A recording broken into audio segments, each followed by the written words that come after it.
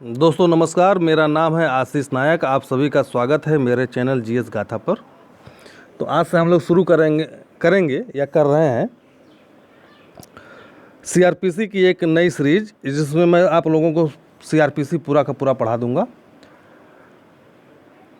किसी भी लॉ की परीक्षा में, कानून की परीक्षा में बेयर एक्ट बहुत ही महत्वपूर्ण होता है। अगर यदि आपने बेयर एक्ट पर कमांड कर लिया तो आप कोई भी परीक्षा निकाल सकते हैं। अब बचा सिर्फ केस लॉ आपको किताब से पढ़ना पड़ेगा, वरना पीसीएस या एपीओ का प्री निकालने के लिए बेयर एक्ट सफिशिएंट है, पर्याप्त है। इसके अलावा आपको कहीं जाना नहीं है। चलिए शुरू करते हैं। कानून का विद्वान बनना है तो बेयर एक्ट पे कमांड करना है। चलिए शुरू करते हैं। दंड प्रक्रिया संहिता 1973। लॉ के विद्यार्थियों में सबसे बड़ी कमी ये होती है कि उनके अंदर निरंतरता नहीं रहती है, कंटिन्यूटी। आप अपने अंदर निरंतरता को बनाइए, ठीक है। लगातार मेहनत करिए, 4 घंटा 5 घंटा रोज़ पढ़िए, क्योंकि लॉ एक ऐसा चीज़ है, यदि आप बहुत अच्छे विद्यार्थी हैं, 1-1.5 महीना पढ़ना छोड़ दिए, सब कुछ भूल जाएगा। सब कुछ एक धारा नहीं याद रहेगा, बहुत कम याद रहेगा आपको। तो वीडियो को जो है अंत तक देखिए, हमारे द्वारा बनाए गए वीडियो को अंत तक देखिए, और जिनको आ रहा वो भी देखें, जिनको नहीं आ रहा वो भी देखें, क्योंकि ज़रूरी है, अभ्यास बहुत ज़रूरी है। चलिए शुरू करते हैं। दंड प्रक्रिया संहिता 1973। तो यह 1973 में बनकर तैयार हो गया था। आपसे परीक्षा में पूछा जाता है कि दंड प्रक्रिया संहिता का संख्यांक क्या है, ठीक है ना। संख्यांक क्या है, परीक्षा में आपसे पूछा जाता है दंड प्रक्रिया संहिता का संख्यांक क्या है। तो आपको बताना पड़ेगा कि इसका संख्यांक 2 है, 1974 का संख्यांक 2, ठीक है। तो 25 जनवरी 2074, यहाँ पे एक तारीख लिखी हुई है, 25 जनवरी 2074 को यह जो है संसद द्वारा पारित कर दिया गया था। संसद द्वारा पारित कर दिया गया था। ये क्वेश्चन हो गया आपसे, ये 2 क्वेश्चन हो गए। देखिए, एक क्वेश्चन ये हो गया और एक क्वेश्चन ये हो गया, और ये दूसरा ये हो गया। चलिए, दंड प्रक्रिया संबंधी विधि का समेकन और संशोधन। तो आपसे पूछा जा सकता है दंड प्रक्रिया विधि का समेकन और संशोधन क्या है, करने के लिए, समेकन और संशोधन करने के लिए, ठीक है। तो जैसे अब ये समेकन और संशोधन 2 शब्द लिखे हुए हैं, तो इसको कुछ बदल देगा, ठीक है। समेकन और संशोधन की जगह कुछ दूसरा चीज़ आपको दे देगा, जिससे आप कंफ्यूज हो जाएंगे। परिवर्धन दे देगा, समेकन, संशोधन और परिवर्धन। तो आपको यह 3 प्रश्न बन गए, यहाँ से आपको याद करना है, ठीक है ना। अब यह अक्सर ये प्रश्न पूछा जाता है कि दंड प्रक्रिया संहिता 1973 लागू कब हुआ था। तो 1 अप्रैल 1974, 1 अप्रैल 1974 को यह लागू हुआ था। 1974 को यह लागू हुआ था, ठीक है। यानी कि 25 जनवरी से आप जोड़ लीजिए, 25 जनवरी से फरवरी, मार्च, अप्रैल, फरवरी, मार्च, 30, 31 और 6, 37, सॉरी 67 दिन बाद जो है, 67 दिन बाद जो है यह लागू हुआ था, ठीक है ना। 67 या 66 दिन पड़ेगा, ऐसे ही लागू हुआ था, ये लागू हो गया। अब चलिए बढ़ते हैं। तो ये जो कब लागू हुआ था, 1 अप्रैल 1974। ये कहाँ दिया हुआ है, धारा 1 खंड 3 में दिया हुआ है। धारा 1 खंड 3 में यह बताया गया है कि यह संहिता कब लागू हुई। चलिए शुरू करते हैं, आगे बढ़ते हैं। संक्षिप्त नाम और विस्तार।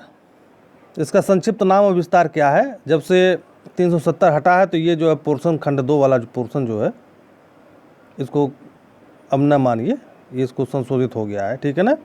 और हूबहू जो है वो ऐसे ही बना हुआ है।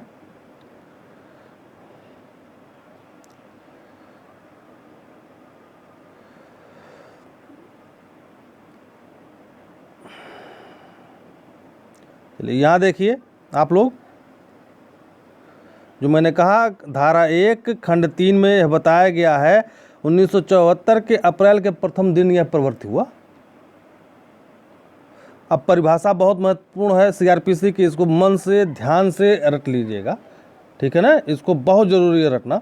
जमानती अपराध क्या है, धारा 2 क, धारा 2 क में जो है जमानती अपराध है। तो जमानती अपराध से ऐसा अपराध अभिप्रेत है जो प्रथम अनुसूची में जमानत के रूप में बताया गया है। प्रथम अनुसूची में जो है जमानत के रूप में बताया गया है, ठीक है ना, जो कि प्रथम अनुसूची धारा 109 से शुरू होती है। धारा 109 से जो है वो धारा जो है वो जो है शुरू होती है। आप देखिएगा सीआरपीसी के जो बेयर एक्ट आपके एकदम लास्ट में दिया हुआ है। यह तस्मय प्रवृत्ति किसी अन्य विधि द्वारा जमानती बनाया गया। तस्मय प्रवृत्ति किसी अन्य विधि का मतलब है जैसे पॉक्सो एक्ट हो गया, वुमेन्स एक्ट हो गया, या ये जो ड्रग एक्ट है जो जिसमें भांग गांजा या धतूरे का या हेरोइन और चरस गांजा का जिक्र होता है, स्वापक औषधि, स्वापक अधिनियम। तो उसमें यदि कोई लिखा हुआ है कि इसमें जमानत मिलेगी, वो जमानती अपराध हो जाएगा, ठीक है। आरोप के अंतर्गत धारा 2 ख आरोप के अंतर्गत जो है, यहाँ पे देखिए कहाँ आ गया यार, आरोप के अंतर्गत जब आरोप में एक से अधिक शीर्षक हो तो आरोप का कोई भी शीर्षक हो। कहने का क्या मतलब है, जैसे कोई व्यक्ति है, वो किसी के घर में घुसा तो अत्याचार किया, उसके घर के अंदर घुस गया तो गृह अत्याचार किया, वहाँ जाकर के चोरी किया, मान लो कोई आग देख लिया तो उससे हाथापाई हो गई, 2-3 लोगों से देख लिया उस हाथापाई में जो है एक लोगों की हत्या हो गई। तो इतने सारे उसने अपराध किए, ठीक है ना, अत्याचार, गृह अत्याचार, सब कुछ इतने सारे अपराध किए। तो इसमें से कोई एक शीर्षक जो है से उसको संबोधित किया जाएगा, जो लिखा जाएगा आरोप, इसमें से जो कोई व्यक्ति ने हत्या की, हत्या शीर्षक हत्या लिखा जाएगा। मान के चलिए सबसे गंभीर अपराध हत्या का है, उसने यहाँ पर हत्या कर दी, हत्या लिख दिया जाएगा, व्यक्ति के फलाने के ऊपर हत्या का आरोप है। तो अंदर जो है लिखा जाएगा गृह अत्याचार किया, चोरी किया, मर्डर किया जो है, या लूटपाट किया, ये सब लिखा जाएगा। अब आते हैं धारा 2 पर, संज्ञेय अपराध से ऐसा अपराध अभिप्रेत है जिसके लिए और संज्ञेय मामला ऐसा मामला विपरीत है जिसमें पुलिस अधिकारी प्रथम अनुसूची के तत्समय प्रवृत्त किसी अन्य विधि के अनुसार वारंट के बिना गिरफ्तार कर सकता है। संज्ञेय मामला एक ऐसा मामला है जिसमें कोई भी पुलिस अधिकारी किसी व्यक्ति को वारंट के बिना गिरफ्तार कर सकता है, ठीक है। परिवाद से दंड इस संहिता के अधीन मजिस्ट्रेट द्वारा कार्रवाई किए जाने की दृष्टि से मौखिक या लिखित रूप में, देखिए परिवाद कैसे हो सकता है, मौखिक या लिखित रूप में हो सकता है। उसमें किया गया है, यह अभिकथन अभिप्रेत है कि किसी व्यक्ति ने चाहे वह ज्ञात हो या अज्ञात अपराध किया है, किंतु इसके अंतर्गत पुलिस रिपोर्ट नहीं आती है, ठीक है। परिवाद में पुलिस रिपोर्ट नहीं आएगी।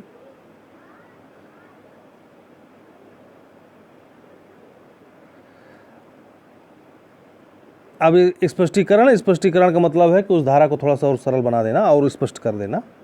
ऐसे किसी मामले में जो अन्वेषण के पश्चात किसी असंज्ञेय अपराध का किया जाना प्रकट करता है, पुलिस अधिकारी द्वारा की गई रिपोर्ट परिवाद समझी जाएगी। वह पुलिस अधिकारी जिसके द्वारा ऐसी रिपोर्ट की गई परिवादी समझा जाएगा। परिवादी का मतलब होता है, जैसे कंप्लेंट का मतलब होता है परिवाद, शिकायत, और कंप्लेंट करता होता है परिवादी, ठीक है ना, कंप्लेंट करता होता है परिवादी। उच्च न्यायालय से अभिप्रेत है, देखिए उच्च न्यायालय से अभिप्रेत है, आप इसको पढ़िए और ये पढ़िए, ठीक है ना। किसी राज्य के संबंध में उस राज्य का उच्च न्यायालय।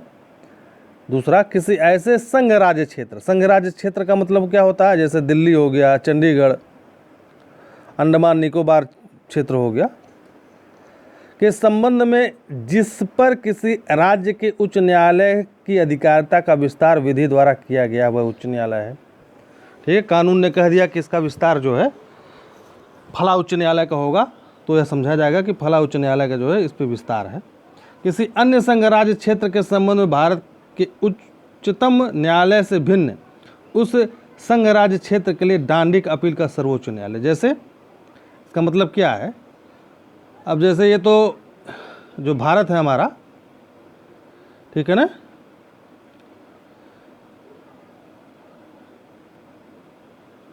ये तो अंदर की बात हो गई, जैसे चंडीगढ़ हो गया, दिल्ली हो गया, ये दमन दीव हो गया, ठीक है ना, ये तो अंदर की बात हो गई। ये जैसे जम्मू कश्मीर हो गया। अब यहाँ पे आपका है अंडमान निकोबार द्वीप समूह, ठीक है ना, ये भारत राज्य से अलग है। उच्चतम न्यायालय ने कहा, डिसाइड किया,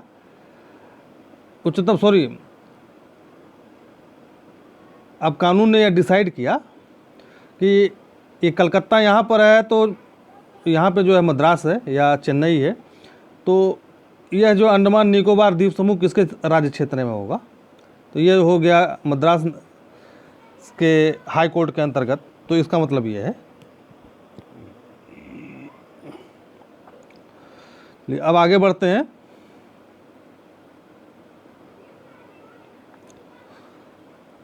अब है च भारत, दो च है भारत। भारत से वे राज्य क्षेत्र अभिप्रेत है जिस पर इस संहिता का विस्तार है। भारत से वे राज्य क्षेत्र अभिप्रेत है जिस पर इस संहिता का विस्तार है। अब जैसे मान लीजिए जैसे हम मोटरसाइकिल खरीदते हैं तो उसका ARTO या RTO में रजिस्ट्रेशन होता है। अब कोई जहाज़ है, पानी वाला जहाज़, उसका रजिस्ट्रेशन जो है भारत में हुआ, रजिस्ट्रेशन भारत में हुआ, और यह जहाज़ जो है चला गया अमेरिका के पास, मतलब उसके जल क्षेत्र में टहल घूम रहा है यह जहाज़, और वहाँ पर किसी व्यक्ति का कत्ल हो गया। क्योंकि इसका रजिस्ट्रेशन भारत में हुआ है, ठीक है, इसलिए यह जो है जो क्षेत्र है, जो जहाज़ वाला क्षेत्र है, यह भारत का राज्य क्षेत्र माना जाएगा। और इस पे जो भले अमेरिका के पास इसका कत्ल हुआ है इस इंसान का, लेकिन उसका विचारण जो है भारत में चलेगा, ठीक है। इसका मतलब ये है। जांच से अभिप्रेत है, जांच 2(6), जांच से अभिप्रेत है विचारण से भिन्न ऐसी प्रत्येक जांच जो इस संहिता के अधीन मजिस्ट्रेट या न्यायालय द्वारा की जाए। तो जांच किसके द्वारा की जाएगी? मजिस्ट्रेट और न्यायालय के द्वारा। पूछा जा सकता है, जांच का मतलब इंक्वायरी, मजिस्ट्रेट और न्यायालय द्वारा। जैसे नहीं लोग कहते हैं कि जांच करा लिया जाए, मजिस्ट्रेटियल जांच या जुडिशियल जांच हो जाए, तो यही होता है जांच। और जांच मजिस्ट्रेट और न्यायालय द्वारा किया जाएगा। आपसे पूछा जा सकता है जांच और विचारण कैसे होता है, तो जांच जो है ना मजिस्ट्रेट और न्यायालय द्वारा होगा। परीक्षा का ये यहाँ से प्रश्न बनता है। अन्वेषण 2(j), अन्वेषण के अंतर्गत वे सब कार्रवाइयाँ जो इस संहिता के अधीन पुलिस अधिकारी द्वारा या मजिस्ट्रेट से भिन्न एक व्यक्ति द्वारा जो मजिस्ट्रेट द्वारा इस निमित्त प्राधिकृत किया गया है साक्ष्य एकत्र करने के लिए होता है। तो अन्वेषण का अर्थ होता है इंग्लिश में इन्वेस्टिगेशन, तो अंग्रेजी में जो इसका मतलब है इन्वेस्टिगेशन, पुलिस इन्वेस्टिगेशन कर रही है। तो इन्वेस्टिगेशन कौन करता है, ठीक है ना। तो आपको दे देगा जांच और अन्वेषण कौन करेगा, तो आप इसमें कंफ्यूज हो जाएंगे, तो इसमें कंफ्यूज मत होइए। अन्वेषण पुलिस करेगी और जांच जो है मजिस्ट्रेट और न्यायालय करेगी। अन्वेषण किया जाता है, इन्वेस्टिगेशन किया जाता है साक्ष्य को एकत्र करने के लिए, ठीक है। यहाँ पे देखिए लिखा है मजिस्ट्रेट से भिन्न, यहाँ पे लिखा है ना मजिस्ट्रेट से भिन्न। आप याद रखिए कि अन्वेषण जो है मजिस्ट्रेट नहीं करेगा, पुलिस करेगा, और जांच करेगा, और जांच जो है न्यायालय और मजिस्ट्रेट करेगा। न्यायिक कार्रवाई क्या है? अब आते हैं न्यायिक कार्रवाई के अंतर्गत ऐसी कार्रवाई है जिसके अनुक्रम में साक्ष्य वैध रूप से शपथ पर लिया जाता या लिया जा सकता है, ठीक है ना। लिया जाता या लिया जा सकता है। चलिए आगे बढ़ते हैं। शपथ का मतलब होता है, जैसे आप बताएंगे अभी आपको हम, शपथ का मतलब वो नोटरी बयान हल्फी नहीं जो 10 रुपये के स्टाम्प पर होता है, वो ऐसा शपथ नहीं होता न्यायालय में। तो एक अलग से जब आप कोई भी केस दाखिल करते हैं तो उसमें एक शपथ पत्र लगा रहता है कि उसमें बताता है कि ये पैरा मेरे खुद के ज्ञान में कानूनी रूप से सही है, मैं सब कुछ सही करता हूँ। तो ये शपथ उस टाइप का होता है, ठीक है ना। तो उसमें व्यक्ति का हस्ताक्षर होता है, पूरा लिखा रहता है। चलिए आगे बढ़ते हैं। 2(e), किसी न्यायालय या मजिस्ट्रेट के संबंध में स्थानीय अधिकारिता। 2(e) क्या है? स्थानीय अधिकारिता से वह स्थानीय क्षेत्र अभिप्रेत है जिसके भीतर ऐसा न्यायालय या मजिस्ट्रेट इस संहिता के अधीन अपनी सभी या किन्हीं शक्तियों का प्रयोग कर सकता है, ठीक है ना। और ऐसे स्थानीय क्षेत्र में संपूर्ण राज्य या राज्य का कोई भाग समाविष्ट हो सकता है जो राज्य सरकार अधिसूचना द्वारा वह निर्दिष्ट करे। अब यहाँ से क्वेश्चन बनेगा, स्थानीय क्षेत्र यानी कि जो है लोकल ज्यूरिसडिक्शन, लोकल ज्यूरिसडिक्शन का क्षेत्र कौन निर्धारित करेगा? तो राज्य सरकार निर्धारित करेगी। प्रश्न बन सकता है यहाँ से, लोकल ज्यूरिसडिक्शन का क्षेत्र कौन निर्धारित करेगा? तो राज्य सरकार करेगी। चलिए आगे बढ़ते हैं। हर जज का, हर मजिस्ट्रेट का, डीएम हो, एसपी हो, दरोगा हो या जज हो, उसका एक लोकल ज्यूरिसडिक्शन होता है, ठीक है। चलिए बढ़ते हैं आगे। टू ट में महानगर क्षेत्र, महानगर मतलब मेट्रोपॉलिटन। महानगर क्षेत्र किसे कहते हैं? ऐसा क्षेत्र जिसकी जनसंख्या 10 लाख से ज़्यादा हो, 10 लाख से ज़्यादा हो, उसको कहेंगे महानगर क्षेत्र, ठीक है ना। ऐसा क्षेत्र जिसकी जनसंख्या 10 लाख से ज़्यादा, उसको कहेंगे महानगर क्षेत्र। जैसे लखनऊ, कानपुर, इलाहाबाद, बम्बई, दिल्ली, ठीक है, जयपुर, ये सब महानगर क्षेत्र हैं। मद्रास, कलकत्ता, ये सब महानगर क्षेत्र है, मेट्रोपॉलिटन शहर हैं। असंज्ञेय अपराध, असंज्ञेय अपराध से ऐसा अपराध अभिप्रेत है जिसके लिए, और असंज्ञेय मामला से ऐसा मामला अभिप्रेत है जिसमें पुलिस अधिकारी को वारंट के बिना गिरफ्तार करने का प्राधिकार नहीं है, ठीक है ना। यानी कि नॉन कॉग्निजेबल ऑफेंस।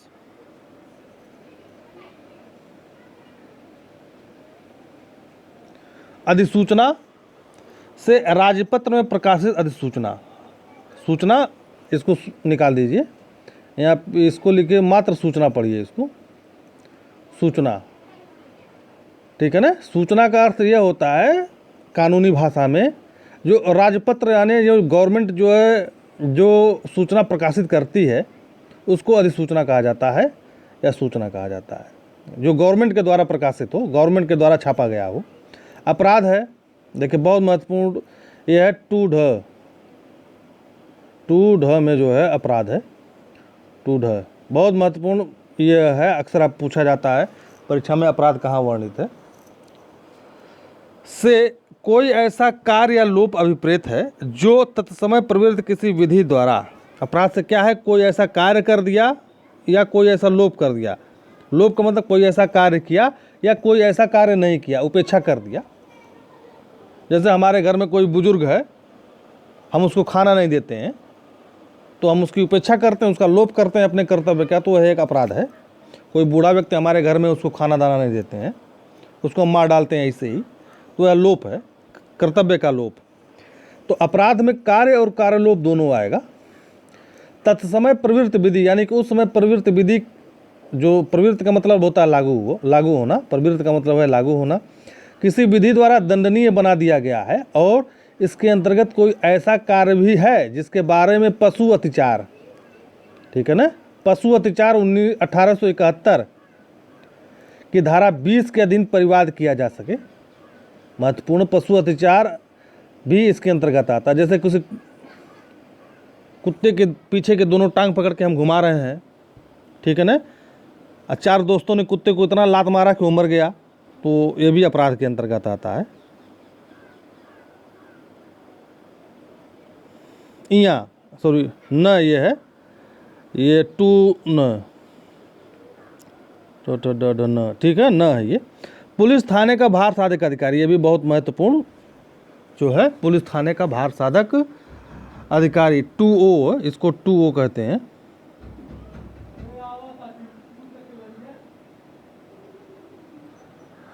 के अंतर्गत जब पुलिस थाने का भार साधक अधिकारी थाने में अनुपस्थित हो, पुलिस थाने का भार साधक अधिकारी के अंतर्गत जब पुलिस थाने का भार साधक अधिकारी थाने में अनुपस्थित हो, या बीमार या अन्य कारण से अपने कर्तव्य का पालन करने में असमर्थ हो, तब थाने में उपस्थित ऐसा पुलिस अधिकारी जो ऐसी अधिकारी से पंक्ति से ठीक नीचे है, कांस्टेबल की पंक्ति से ऊपर है, ठीक है ना, यानी कि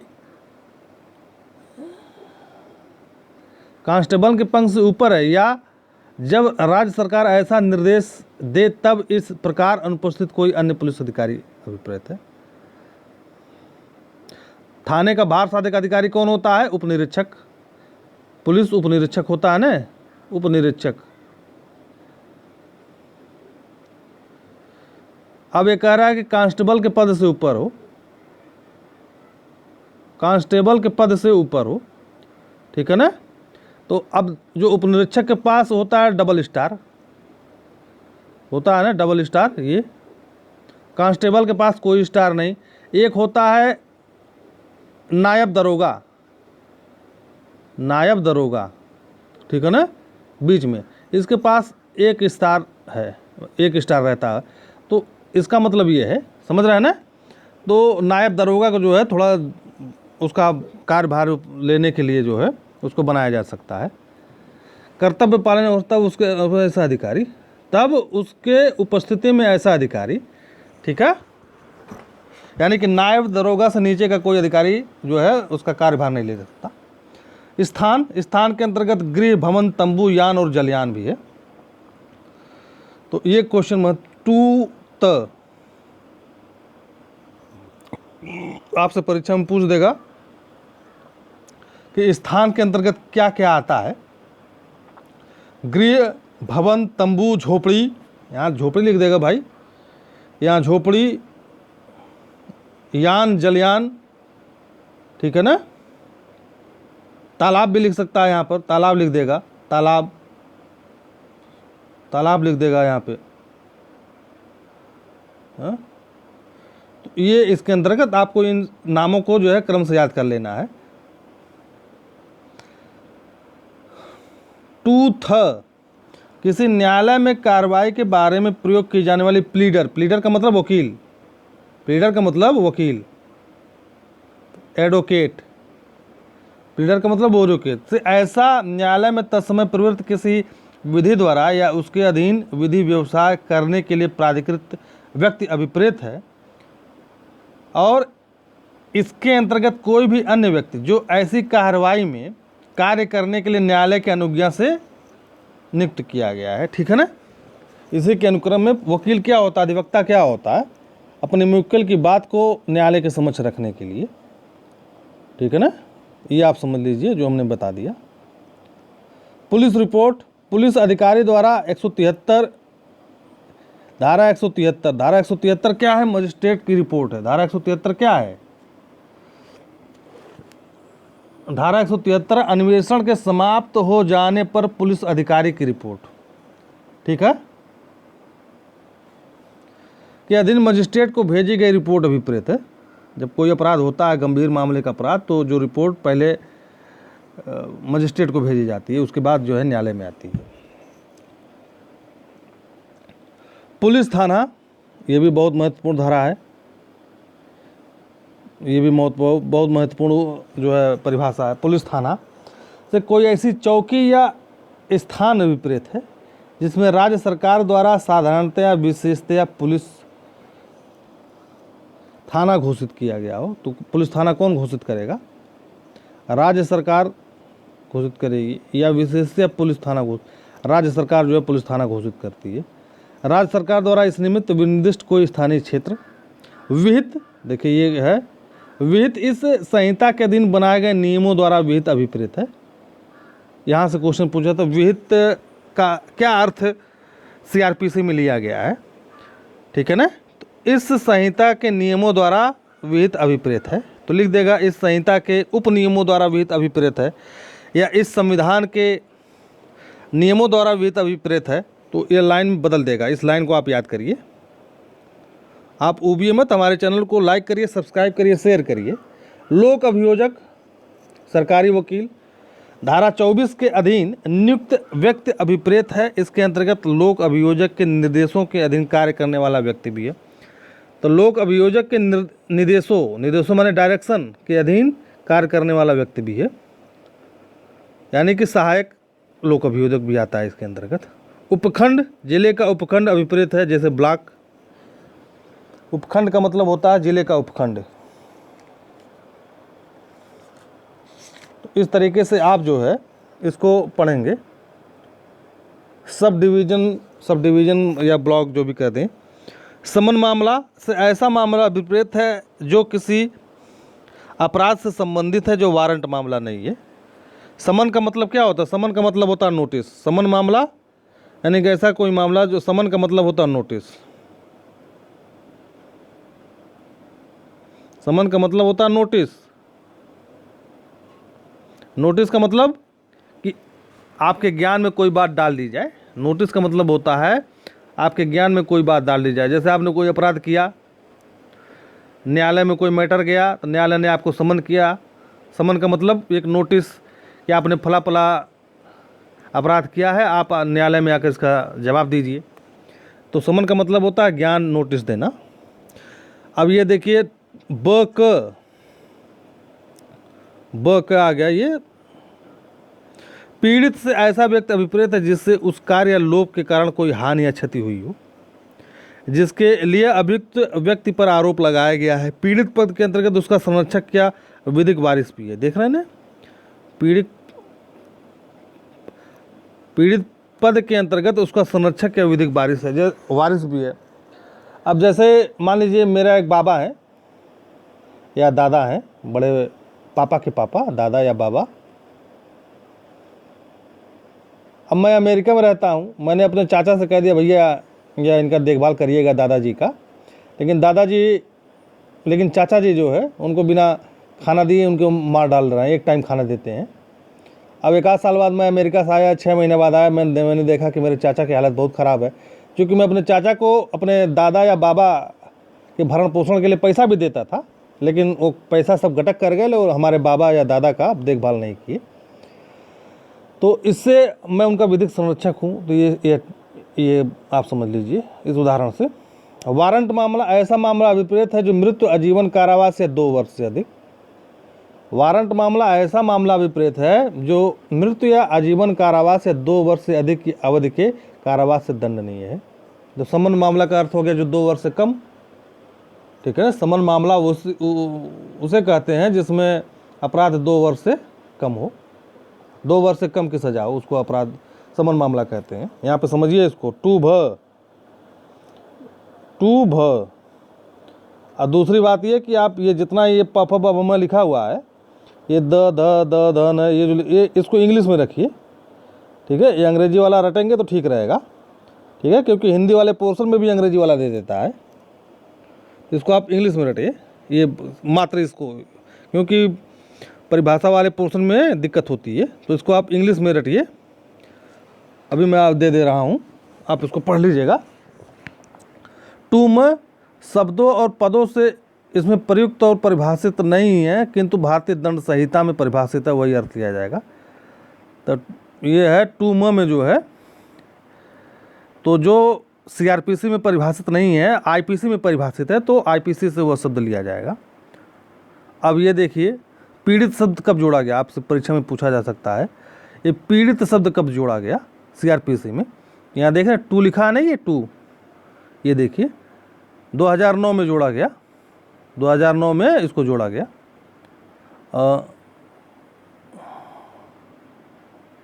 ठीक है, अब मैं थोड़ा अंग्रेजी में लिख दे रहा हूँ, आप लोग इसको ध्यान से देख लीजिएगा। ए तो 2A B C D E हो गया।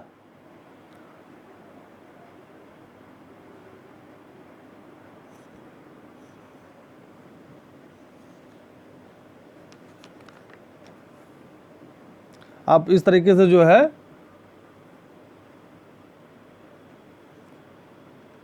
F, यहाँ पे आप F लिख दीजिए, F G, ये G हो गया। आप ऐसे ही क्रम से करते जाइएगा, ठीक है, आप ऐसे ही क्रम से इसको करते जाइएगा। और ऐसे ही इसको आप क्रम से करते जाइएगा। पीड़ित व्यक्ति है, ठीक है, पीड़ित व्यक्ति को जो है आप इसको मैनेज कर लीजिएगा, थोड़ा सा हमको दिक्कत हो रही है यहाँ पे बताने में। तो आप परिभाषा को समझ गए हैं, इसको आप याद करने की कोशिश करिए। अब वीडियो बड़ी हो गई है तो आपसे विदा लेते हैं, अब अगले सेशन में मिलते हैं। धन्यवाद।